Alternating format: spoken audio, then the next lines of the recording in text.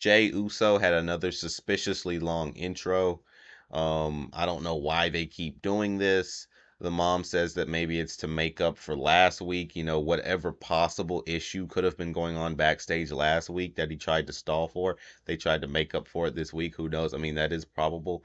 Maybe it's just something they're doing for him. I don't know. But either way, he had another long intro, right? It's too long. And then he started talking on the mic and he said, since he stood face to face with Gunther, he wanted to stand face to face with Cody Rhodes too. And before it was over, they were interrupted by Jacob and Tama Tonga, and they had a few words, and it winded up turning into a brawl. Everybody started brawling everybody. And of course, I already knew that this was going to lead to a tag match in the end of the show because this is what usually happens with this sort of thing. Is The Miz trying to separate Cody Rhodes and Jey Uso by convincing them to have that title match? Because he talked about how good it sounds, for Jay to go up against Cody. He was telling Cody Rhodes this. I'm like, are you trying to convince them to separate? He started talking about, how people aren't friends after big title matches and all this stuff. So it's like I don't know what he's trying to do, but maybe you have a tiny bit of some form of involvement in the storyline. I mean, we'll see. Drew McIntyre, LA Knight, and Jimmy Uso all had a face-to-face conversation on the microphone.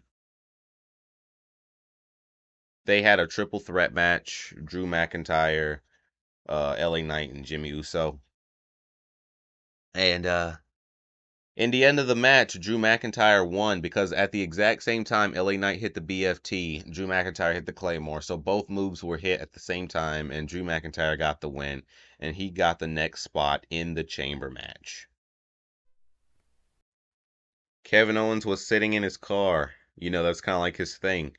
He started talking about the pile driver on Sami Zayn, and he talked about just what I thought, the fact that he did not like that he would not help him in the match against Cody Rhodes, but he helped Roman Reigns in the Royal Rumble match, which I really don't fully remember, but I'm sure he did, help Roman Reigns in the Rumble match, I'm sure. Um, but I mean, come on, why are you complaining about this? Like why do you have to pile drive somebody because of that? So I mean, it's crazy, and he said that he's gonna make Sami Zayn pay. You know, you've already made him pay. I mean, you got him off TV. You hit him with a literal pile driver and held his arms back as he went down for the pile driver. So he's pretty much already paid for it. You know what I mean? But yeah, I just wanted to just throw that in there. But yeah, that's pretty much was the majority of what happened regarding the Kevin Owens storyline. Solo Sikoa at the very end, after Cody Rhodes was able to get a win on Tama Tonga after Jey Uso did a dive to Jacob over the announce table, and then after that, in the ring, Cody was able to hit a crossroads on Tama Tonga and get the pinfall. Then Solo ran in and hit a spike on Cody Rhodes. And the show went off after that. But what does this mean? What is next? I think at this point, he's probably going to be tied up, pretty tied up with Solo to not really be able to have a match with Jey Uso at this point. But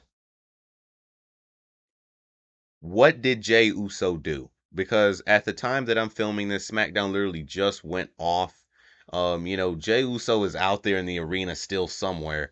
What is he going to do? He's seeing Solo there. Is he gonna, get involved and, beat down on Solo or whatever? I'm sure, whatever happens, the clips will be online. But something is going to happen between them two, for sure, even though it's not on the air. But yeah, it ended like that. Solo standing tall. That's it for this video, peeps. Peace out, peeps.